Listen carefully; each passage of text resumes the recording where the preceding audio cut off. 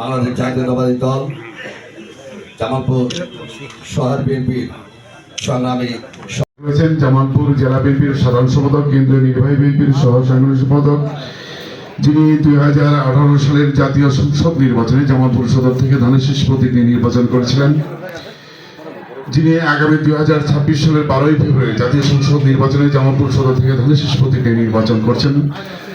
জামালপুর সদরবাসী এই যাবতীয় সব থেকে জনপ্রিয় নেতা, আমাদের জামালপুর সদর উপজেলা বিএনপি সহ সকল অঙ্গ। বিএনপি যতদিন ক্ষমতায় ছিল বাংলাদেশের অর্থনৈতিক উন্নয়ন থেকে শুরু করে সামাজিক উন্নয়ন থেকে শুরু করে নারী শিক্ষাত্মিক উন্নয়নের জন্য যিনি সর্বোপরি অবদান রেখে গেছেন তিনি বেগম খালেদা জিয়া। পরবর্তীতে মঈনুদ্দিন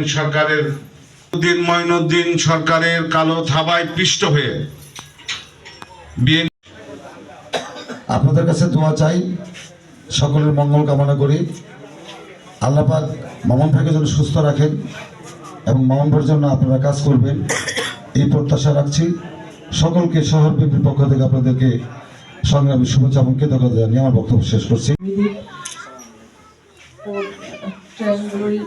মালিক সমিতি আমাদের বেগম খালেদা জিয়ার স্মরণ সভা এবং দোয়া মাহফিলের সম্মানিত সভাপতি, আমাদের এই ট্রাক সমিতির সম্মানিত সভাপতি এবং সদর উপজেলার সম্মানিত সাবেক চেয়ারম্যান ভোলা মল্লিক ভাই, এবং প্রধান অতিথি হিসেবে উপস্থিত আছেন আমাদের জামালপুর পৌরসভার 2 বারের সফল সাবেক মেয়র এবং 4 বারের সাধারণ সম্পাদক জেলা উপস্থিত সম্মানিত মালিক এবং শ্রমিক সহ উপস্থিত প্রিয় ভাইরা, সম্মানিত উপস্থিতি, আসসালামু আলাইকুম। আমি আমার বক্তব্যের শুরুতে গভীর শ্রদ্ধা নিবেদন করছি যার সামনে আজকের আয়োজন এদেশের অবিসংবাদিত ব্যক্তি মহিষী নারী মরহুম বেগম খালেদা জিয়া রাষ্ট্রপতি। খালেদা জিয়া সম্পর্কে আপনারা জানেন যে খালেদা জিয়া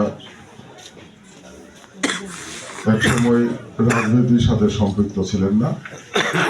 উনি জিয়া রহমানের সাথে বিবাহ বন্ধনে আবদ্ধ হওয়ার পরে 1971 সালের মহান মুক্তিযুদ্ধে যখন জিয়া রহমান মহান স্বাধীনতার ঘোষণা দিয়ে নিজে সশরীরে সশস্ত্র যুদ্ধে লিপ্ত হন, সেই সময় ওনার 2 সন্তান আজকের বিএনপির ভারপ্রাপ্ত চেয়ারম্যান তারেক রহমান এবং ওনার আদরের ছোট সন্তান যিনি স্বৈরাচার ঘোষণাতে পরিণত নিয়েছেন চলে গেছেন মরহুম আরাফাত রহমান কুকু। সেই আমার সন্তানকে আগলে গৃহবন্দী থেকেও জিয়া রহমানের মনে সাহস জুগিয়েছে, এদেশের মানুষের মুক্তিকামী মানুষের মনে অনুপ্রেরণা জুগিয়েছে।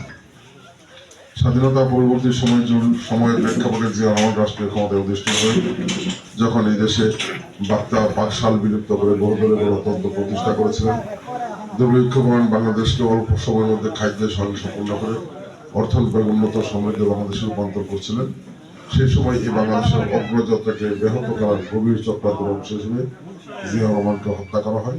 বেগম খালেদা জিয়া বিধবা হয়ে যান। বেগম খালেদা জিয়া সেই সময় রাজনীতির সাথে জড়িত হন নাই, তার 2 সন্তানকে আগলে রেখে তিনি তার দিনাজ নির্বাহ করছিলেন। কিন্তু 1982 সালে যখন বিএনপি নির্বাচিত সরকারকে স্বৈরাচারী কায়দায় ফুটিয়ে স্বৈরাচার এরশাদ ক্ষমতার মস্তক দখল করে, সেই সময় বাংলাদেশের গণতন্ত্র বিপন্ন হয়ে পড়ে, বাংলাদেশের মানুষের বাক স্বাধীনতা হরণ করে নেওয়া হয়। এই জাতির মুক্তির প্রয়োজনে বেগম খালেদা জিয়া গৃহিণী থেকে বেরিয়ে এসে দীর্ঘ 8টি বছর রাজপথে স্বৈরাচার পতনের আন্দোলন করেছেন। 3 বার গ্রেপ্তার হয়েছেন, কারাভোগ করেছেন। এদেশের মানুষের মুক্তির কথা বিবেচনা করে নিজের জীবনের পরোয়া না করে আপসহীন নেত্রী হিসেবে সারা বাংলাদেশের মানুষকে ঐক্যবদ্ধ করে 1990 সালে একটি সফল গণ অভ্যুত্থানের মধ্যে এই স্বৈরাচারের পতনগুলি গণতন্ত্রকে মুক্ত করেছে, যার প্রেক্ষিতেই ইতিহাসের খাতায় বেগম খালেদা জিয়ার নাম স্মরণীয় হয়ে আছে। বেগম খালেদা জিয়াকে অবিস্মরণীয় আপসহীন দেশনেত্রী হিসেবে আখ্যা দেওয়া হয়েছে। 1991 সালের জাতীয় নির্বাচনে বেগম খালেদা জিয়া যতগুলি আসনে নির্বাচন করেছেন, 5টি আসনে বিপুল ভোটের নির্বাচন করেছিলেন এবং পরবর্তী সময় অন্যান্য নেতারা কেস খেয়েছে, কিন্তু ব্যক্তিগত পর্যায়ে যদি বেশি রোজার ক্ষতিগ্রস্ত কেউ হয়ে থেকে তবে বেগম খালেদা জিয়ার উপর যে চর্চা হয়েছে তার স্বাধীনতা যুদ্ধের পর থেকে তার উপর যে টর্চার হয়েছে, অত্যাচার হয়েছে, তার হিসেব নেই।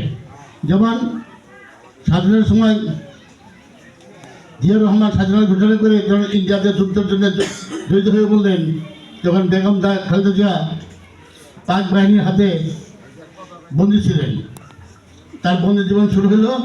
তারপরে জিয়াউর রহমান যখন মারা গেলেন গুপ্ত ঘাতকের হাতে, তারপর তার যে বিচ্ছঙ্গ জীবন, সেই জীবন অবর্ণনীয়। এবং 1942 সালে জিয়াউর রহমান মারা গেলেন। তারপর আপনি আমাদের দেশের জন্য, বিশেষ করে আমাদের জামালপুর সদরের জন্য এমন নেতৃত্ব দান করুন যার মাধ্যমে আমাদের জামালপুর, আমাদের পুরো দেশ মাওলাই করিম উন্নয়ন হবে। আপনি সেই তৌফিক দান করুন রব্বুল আলামিন। মাওলাই করিম আয় আল্লাহ, আপনি আমাদের সকলকে আপনি দ্বীনের জন্য কবুল আর মঞ্জুর করে নিন। আপনার দ্বীন অনুযায়ী চলার তৌফিক দান করুন। যে কাজ করলে আপনি খুশি, আপনার হাবিব খুশি, সেই কাজ করার তৌফিক দান করুন। যে কাজ করলে আপনি অসন্তুষ্ট, আপনার হাবিব অসন্তুষ্ট, সেই কাজ থেকে বিরত থাকার তৌফিক দান করুন। ربنا تقبل منا إنك أنت السميع العليم وتب علينا يا مولانا إنك أنت التواب الرحيم آمين.